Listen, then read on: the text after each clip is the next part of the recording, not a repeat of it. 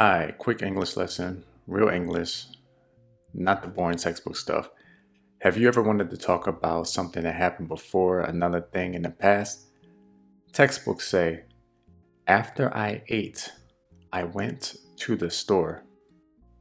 Fine, but that's boring. Native speakers will use past perfect. For example, I had eaten before I went to the store. Listen to that, had eaten. That tells the story better. Another example, I had finished my coffee before she even got here.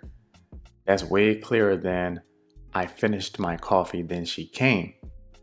Alright, now that you got that, let's make it fun with storytelling English. You ready? Hey, I had studied all night, right? And I walked into the test, that joint, freaking disaster. I was like, yo, this can't be happening. You see that? Past perfect, past simple.